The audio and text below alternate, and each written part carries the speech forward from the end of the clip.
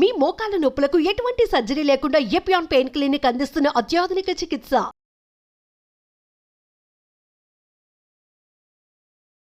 ప్రేక్షకులకు నమస్కారం. నేను మీ డాక్టర్ పిఎస్ సాగర్. సో ఈరోజు మనం అవగాహన కలిగించబోయే టాపిక్ వచ్చేసి మోకాల నొప్పులు అండి. సర్వసాధారణంగా ప్రతి ఒక్కరికి అంటే మనం 50 ఇయర్స్ 60 ఇయర్స్ దాటిన ప్రతి ఒక్కరు మోకాల నొప్పులు కంప్లైంట్ అనేది చాలా కామన్గా ఉండే ప్రాబ్లం అండి. అండ్ అలాగే ఇప్పుడున్న యువతలో కూడా దాదాపు చెప్పుకుంటే ఒక 30 to 40% యువతలో కూడా మనకి మోకాల నొప్పుల కంప్లైంట్ అనేది వస్తూ ఉంది. అసలు మోకాల నొప్పులు రావడానికి కారణాలు ఏంటి, దానికి ఉన్న వైద్యం, ఎలాంటి వైద్యం అందుబాటులో ఉంది, అండ్ మన సాంప్రదాయ వైద్యమైన అక్యుపంక్చర్ అండ్ ట్రెడిషనల్ మెడిసిన్లో ఎలాంటి వైద్యం అందుబాటులో ఉంది, ఎలాంటి పరిష్కారం అందుబాటులో ఉంది, ఈరోజు మనం పూర్తి అవగాహన కలిగించబోతున్నాం. అండ్ పెయిన్ కిల్లర్స్ వాడకుండా ఇమీడియట్గా ఉపశమనం పొందడానికి కొన్ని చిట్కాలను కూడా ఈరోజు మీతో షేర్ చేసుకుంటాను. చిట్కాల మధ్యలో ఈ గుజ్జు ఏదైతే ఉందో, ఇది ఏదైతే ఉందో ఒక కుషన్ లాగా వ్యవహరిస్తుంది. బోన్ టు బోన్ మధ్యలో ఒక కుషన్ లాగా వ్యవహరిస్తుంది. సో ఆ రాపిడి చాలామందికి ఏంటంటే అరిగిపోయి రాపిడి కలగడం వల్ల విపరీతంగా నొప్పులు వస్తూ ఉంటాయి. సో ఈ అరగడానికి కారణాలు ఏంటి అని అంటే, ఏజింగ్ ప్రాసెస్లో డెఫినెట్గా మన శరీరంలో ఉన్న ఫ్లూయిడ్స్ తగ్గిపోవడం అనేది మనం చూస్తూ ఉంటాము. కానీ మన శరీరము 120 సంవత్సరాల కోసం నిర్మాణం అయిందండి. మన ఆహారము, మన జీవనశైలి ఇవన్నీ ప్రాపర్గా ఉంటే మనము అంటే ఈవెన్ 70s 80s 90s వచ్చినా మోకాల నొప్పులు వచ్చే అవకాశం లేదు. మనం తెచ్చుకుంటేనే వస్తున్నాయి. సో మన ఆహారము, మన జీవనశైలి, మన పొల్యూషన్ ఇవన్నీ మారిపోయాయి కాబట్టి చిన్న వయసులోనే ఇప్పుడు చాలామందికి కీళ్ళ ప్రాబ్లమ్స్ అనేవి రావడం జరుగుతూ ఉన్నాయి, మోకాల నొప్పులు రావడం జరుగుతూ ఉన్నాయి. సో ముఖ్యంగా మనం మాట్లాడుకుంటే కిడ్నీ హెల్త్ అనేది చాలా ఇంపార్టెంట్ అండి. ఎందుకంటే బోన్ మ్యారో డెవలప్ చేసేది, అంటే మన బోన్లో ఉండే ములుగు ఏదైతే ఉందో అది రెగ్యులర్గా తయారు చేయాల్సింది కూడా కిడ్నీయే. అండ్ కిడ్నీ ఆరోగ్యం క్షీణిస్తున్న కొద్దీ బోన్ లోపటి నుంచి స్ట్రక్చరల్గా వీక్ అయిపోవడం, గుల్లగుల్లగా మారడం అనేది జరుగుతూ ఉంటుంది. సో కిడ్నీ హెల్త్ ఇప్పుడున్న డైట్ లైఫ్ స్టైల్కి చాలామందికి కిడ్నీ హెల్త్ బాగా ఎఫెక్ట్ అవుతూ ఉంది. అండ్ ఫిల్టర్స్ ఏమైనా డ్యామేజ్ అయిపోవడం వల్ల మనకు ఆ యూరిక్ యాసిడ్ ఏదైతే యూరిన్ ద్వారా బయటికి వెళ్ళిపోవాలి, ఆ యూరిక్ యాసిడ్ అంతా కూడా జాయింట్స్లో చేరుకొని కార్టిలేజ్ని తొందరగా అరగదీయడము, బోన్ని తొందరగా అరగదీయడం అనేది జరుగుతూ ఉంటుంది. సో దానివల్ల ఎక్కువ మంది, మెజారిటీ ఒక రకం చెప్పాలంటే 70% మోకాల నొప్పులతో బాధపడుతున్న వాళ్ళకు యూరిక్ యాసిడే మేజర్ కారణంగా మనం చూస్తూ ఉన్నాము. దాంట్లో ఒక 30% మనము చూసుకుంటే కీళ్ళవాతం, వేరే కారణాలు ఉంటాయి. కీళ్ళవాతం అంటే వాళ్ళకు జన్యుపరంగా వాళ్ళకి హెరిడిటరీ ఫ్యాక్టర్స్ వల్ల, వాళ్ళకు డిఫెక్టివ్ రోగనిరోధక శక్తి, లేదా వాళ్ళు తినే ఆహారంలోనే ఏమైనా రసాయనాలు కానీ ఔషధాల్లో రసాయనాల వల్ల రోగనిరోధక శక్తి తిరుగుబాటు చేసి, మనల్ని కాపాడాల్సిన రోగనిరోధక శక్తి తిరుగుబాటు చేసి మన కీళ్ళు, ప్రతి కీళ్ళు, చిన్న చిన్న కీళ్ళను కూడా డ్యామేజ్ చేసేసి పూర్తిగా అస్తవ్యస్తం చేసేస్తూ ఉంటుంది. అండ్ వీటికి వైద్యం కూడా చెప్పాలనంటే ఇవి ఇన్క్యూరబుల్ డిసీజెస్. మోడర్న్ మెడిసిన్ ప్రకారం వీటికి అసలు క్యూరే లేదు, ట్రీట్మెంటే లేదు. సో కేవలం పెయిన్ కిల్లర్స్తోని, స్టెరాయిడ్స్తోని మేనేజ్ చేయడం జరుగుతూ ఉంది.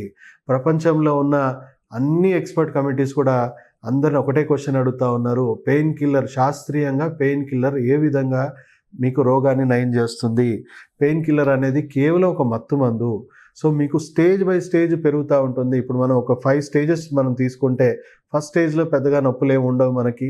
సో ఎవరం గుర్తించము. సెకండ్ స్టేజ్లో ఒక 2-3 కిలోమీటర్లు నడిస్తే మనకు లైట్గా మోకాల నొప్పులు వచ్చినట్టు మనం గమనించవచ్చు. మూడో స్టేజ్కి వచ్చేసరికి కొంచెం మెట్లు ఎక్కుతున్నా దిగుతున్నా కొంచెం నొప్పులుగా మనకు తెలుస్తూ ఉంటాయి, స్టిఫ్నెస్ అనేది ఏర్పడుతూ ఉంటుంది, చిన్న చిన్న ఇబ్బందులు గురవుతూ ఉంటాం. అలాగే 4th స్టేజ్కి వచ్చేసరికి కొంచెం నడక అనేది ఇబ్బందికరంగా మారుతూ ఉంటుంది, రోజువారీ పనులు మనకు చేసుకోవడంలో చాలా తీవ్రమైన నొప్పులు అనేవి ఏర్పడుతూ ఉంటాయి. అండ్ 5th స్టేజ్కి వచ్చేసరికి ఆల్మోస్ట్ మన పనులు మనం చేసుకునే పరిస్థితిలో ఉండవు. సో ప్రతి స్టేజ్లో మనం చూసుకుంటే మోడర్న్ మెడిసిన్లో మనం 2nd స్టేజ్ 3rd స్టేజ్ నుంచే కొంచెం పట్టించుకోవడం అనేది మొదలు పెడతాం, డాక్టర్ దగ్గరికి అప్రోచ్ అవుతాం. అప్పుడు మనకు పెయిన్ కిల్లర్స్ ఇస్తారు. పెయిన్ కిల్లర్స్ ఇవ్వడం వల్ల ఏమవుతుంది, ఆకలి వేస్తుందంటే ఆకలి వేయకుండా మందు వేసుకుంటామా, మనకి ఇల్లు కాలుతుందంటే కళ్ళు మూసుకుంటామా? ఆ విధంగా పెయిన్ కిల్లర్ వల్ల మీకు వచ్చే ప్రయోజనం ఏమీ లేదు. కేవలం మనం తాత్కాలికంగా నొప్పి తెలియకుండా, అంటే ఇప్పుడు ఆకలేస్తే ఆకలి లేకుండా మందు వేసుకుంటే మనకి ఎంత అన్యాయమో ఆ విధమైన అన్యాయమే జరుగుతూ ఉంది. అండ్ కిడ్నీకి ఇంకా ఎక్కువగా డ్యామేజ్ అయ్యే అవకాశం ఉంది. ఆ డ్యామేజ్ వల్ల చెప్పాలంటే మేజర్గా కిడ్నీ పేషెంట్స్ తయారవడానికి విపరీతమైన irrational usage of of pain killers అనే మనం చెప్పుకోవచ్చు. ప్రధానమైన కారణం కిడ్నీలు డ్యామేజ్ అవ్వడానికి. అలాగే ఎన్నో సమస్యలు వస్తూ ఉన్నాయి. యాసిడిటీ అని రకరకాలుగా మన బాడీలో శరీరంలో ఉన్న అసమతుల్యత అంతా కూడా దెబ్బతీస్తూ ఉంటుంది. అండ్ ఆ ప్రాబ్లం అలాగే ఉంది. అండ్ దానివల్ల ఇంకొంచెం ఫాస్ట్గానే డ్యామేజ్ అవుతూ ఉంది. అండ్ ఫిజియోథెరపీ కొంతవరకు చేస్తూ ఉంటారు. ఫిజియోథెరపీ, ఫిజికల్ ఎక్సర్సైజెస్ వల్ల తాత్కాలిక ఉపశమనం కలుగుతుంది. కానీ మీ శరీరంలో ఉన్న ఆరోగ్యాన్ని సరిచేసే వైద్యం ఎక్కడ కూడా మోడర్న్ మెడిసిన్లో మీకు ఉండదు. సో స్టేజ్ బై స్టేజ్ పెరిగిపోతూ ఉంటుంది. అండ్ లాస్ట్ స్టేజ్లో నీ రీప్లేస్మెంట్ సర్జరీ, మోకాలు చిప్పనే తీసి మార్చేసుకుంటాం. అంటే ఒక్క జాయింట్ మార్చుకున్నంత మాత్రాన సక్సెస్ రేట్ చూసుకుంటే 50% సక్సెస్ అవ్వకపోతే మొదటికే మోసం. ఒకవేళ సక్సెస్ అవుతే కొంతకాలం దాంతో లైఫ్ మనం ఎక్స్టెండ్ చేసుకున్నట్టు అవుతుంది. కానీ ఒక కీలుతోనే అయిపోయేదా? ఇది ఇంకో కీళ్ళు అలా డ్యామేజ్ అవుతూనే ఉంటుంది.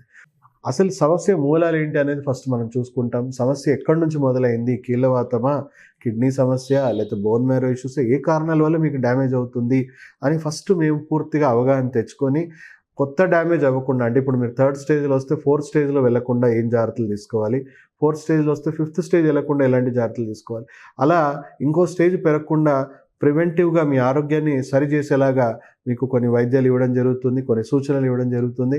దాంతోపాటు 1, 2 స్టేజెస్, అంటే ఇప్పుడు మనం ఇప్పుడున్న చిప్పలో ఉన్న పూర్తిగా గ్యాప్ని మనం కరెక్ట్ చేయలేం. కానీ ఆ ఉన్న కాస్త గ్యాప్లో మనం మళ్ళీ జిగురు రీజనరేట్ చేసేలాగా, స్ట్రెంగ్తెన్ చేసేలాగా, అంటే మా దగ్గర ఇప్పుడు 70s, 80s ఉన్న వాళ్ళు కూడా మోకాల నొప్పులతోని మా దగ్గరకు వచ్చారు. ఆపరేషన్ లేకుండా వాళ్ళకి నయం చేశాం. వాళ్ళకి కొంతవరకు జాయింట్స్ బెండ్ కూడా అయిపోయాయి. కానీ వాళ్ళని పూర్తిగా నేను నార్మల్ మళ్ళీ స్ట్రైట్ చేయనని చెప్పాను. ఎందుకంటే మీరు తట్టుకునే వయసు కాదు, తట్టుకునే శక్తి లేదు. ఇప్పుడు మీరు ఉన్న కాస్త గ్యాప్లో మళ్ళీ నేను ఫ్లూయిడ్స్ రీజనరేట్ చేసేలాగా నేను మీకు వైద్యం ఇస్తాను. అక్యుపంక్చర్, స్టెమ్ సెల్ థెరపీ ఇలాంటి వైద్యంతో మనం మళ్ళీ రీజనరేట్ చేసుకోవచ్చు. శాస్త్రీయంగా రీజనరేట్ చేసుకొని ఆ ఉన్న కాస్త గ్యాప్లో మనకు జిగురు మంచిగా పట్టడం వల్ల మీకు ఏ నొప్పి కలగదు. Prevention is better than cure. ఒకసారి గుడ్డు పగిలితే పూర్తిగా మళ్ళీ నార్మల్ పొజిషన్కి తీసుకురాలేదు. ఓన్లీ మనం చేయాల్సింది ఏంటంటే రీజనరేషన్ అండ్ రీహాబిలిటేషన్. అంటే మీరు 5th స్టేజ్లో వస్తే 1, 2 స్టేజ్లు వెనక్కి తీసుకురాగలం. అలా 1 స్టేజ్ 2 స్టేజ్లు వెనక్కి తీసుకురాగలం. కానీ మళ్ళీ ఫస్ట్ స్టేజ్కి ఎవరిని తీసుకొచ్చే ప్రశ్నే ఉండదు. సో అందుకే డ్యామేజ్ అవ్వకుండా చూసుకోవడం అవుతాం. అండ్ ఇప్పుడున్న మోడర్న్ మెడిసిన్లో డ్యామేజ్ కంట్రోల్ చేసే వైద్యం ఎక్కడా వాళ్ళ దగ్గర లేదు. మన సాంప్రదాయ వైద్యంలో మాత్రమే ఉంది. సో మీకు ఇప్పుడు నేను చిట్కాలు కూడా చెప్తాను. 3rd స్టేజ్ లోపు ఉన్న ఎక్స్పర్ట్ కమిటీస్ అందరికీ చెప్తుంది ఏంటంటే, 3rd స్టేజ్ లోపు ఉన్న వాళ్ళు ఎవరు పెయిన్ కిల్లర్స్ వాడకండి. మీకు కొన్ని ప్రెషర్ పాయింట్స్ చెప్తాను. And me diet, life style correction చేసుకొని మీరు ఆ ప్రెషర్ పాయింట్స్ పాటించడం వల్ల మీకు నయం అయిపోతుంది. సో మీరు ఒకసారి నన్ను వచ్చి సంప్రదించండి. నేను మీకు పర్సనలైజ్డ్గా మీకున్న కండిషన్కి చెప్తాను. ఇప్పటికైతే పెయిన్ కంట్రోల్ చేయడానికి ఇప్పుడు చూసుకుంటే మనము రైట్ లెగ్లో మోకాలు నొప్పి ఉందనుకోండి, ఈ లెఫ్ట్ హ్యాండ్లో ఇలా పెట్టుకోండి. ఇది మిడిల్ ఫింగర్ ఏదైతే ఉందో దీన్ని మీ రైట్ లెగ్గా కన్సిడర్ చేయండి. ఈ రింగ్ ఫింగర్ని మీరు లెఫ్ట్ లెగ్గా కన్సిడర్ చేయండి. సో ఈ జాయింట్ ఏదైతే ఉందో ఈ జాయింట్ కాకుండా ఈ జాయింట్ ఏదైతే ఉందో మీ మోకాలకు సంబంధించిన కీలకమైన నాడులన్నీ ఇక్కడ ఉన్నాయండి. కీలకమైన మర్మాలు ఉన్నాయి. అలాగే ఈ రింగ్ ఫింగర్ చూసుకుంటే ఈ జాయింట్లో మీ లెఫ్ట్ లెగ్కి సంబంధించిన మోకాలకు సంబంధించిన కీలకమైన నాడులు ఉన్నాయి. సో ఇలాంటి ప్రెషర్ టూల్స్ మా దగ్గర ఉంటాయి. ఇవి మనం జస్ట్ ఇలా ప్రెస్ చేసుకొని మసాజ్ చేయడం వల్ల ఆ ప్రెషర్ పాయింట్స్ అన్ని, ఆ నాడులన్నీ కూడా యాక్టివేట్ అయిపోయి మీ బ్రెయిన్కి ఇమ్మీడియట్గా సిగ్నల్ వెళ్ళి అక్కడ నుంచి కొన్ని రకమైన అంటే ఎండార్ఫిన్స్ లాంటి ప్రకృతి సహజమైన పెయిన్ కిల్లర్స్ ఇమ్మీడియట్గా రిలీజ్ అయిపోయి అండ్ మీకు బ్రెయిన్లో నైట్రిక్ ఆక్సైడ్ ప్రొడక్షన్ అనేది మనకు పెంచుతూ ఉంటుంది. దానివల్ల కొద్దిగా హీలింగ్ కూడా ప్రమోట్ అవుతుంది. అక్కడ ఉన్న చిన్న చిన్న డ్యామేజెస్ ఏమైనా హీల్ అవ్వడానికి కూడా బ్రెయిన్ సిగ్నల్ ఇస్తూ ఉంటుంది. అట్ ద సేమ్ టైం నొప్పులు అనేవి ప్రకృతి సహజంగానే మీకు ఇమీడియట్ కంట్రోల్ అవుతుంది. సో మీరు వేలుతో కూడా ఇలా ప్రెస్ చేసుకొని మసాజ్ చేసుకోండి. మీ దగ్గర ఒకవేళ టూల్ లేకపోతే సో దీని చుట్టూ ఇలా మనం మసాజ్ చేసుకోండి. ఎక్కడైతే పెయిన్ ఎక్కువ తెలుస్తుందో ఆ పాయింట్ని మీరు టిక్ పెట్టుకొని దాన్ని ఎక్కువసేపు మీరు ప్రెస్ చేసుకోండి. అట్లీస్ట్ ఒక 1 to 3 minutes మీరు ఒక్కొక్క పాయింట్కి కేటాయించండి. దీని చుట్టూ ప్రెస్ చేయాలి. దీని చుట్టూ మొత్తం కూడా చేయండి. ఎక్కడ నొప్పి ఎక్కువ ఉంటే అక్కడే దానికి సంబంధించిన కీలకమైన నాడులు ఉన్నాయని అర్థం చేసుకోవాలి. అలాగే ఈ ఫింగర్ని కూడా సో రోజు ఒక 10 minutes కేటాయించండి. పొద్దున సాయంత్రం చేసుకోండి. పెయిన్ కిల్లర్ లేకుండానే మనం నయం చేసుకోవచ్చు. దయచేసి ఈ వీడియోని తప్పక షేర్ చేయాలని కోరుకుంటూ సెలవు తీసుకుంటూ మీ డాక్టర్ సాగర్.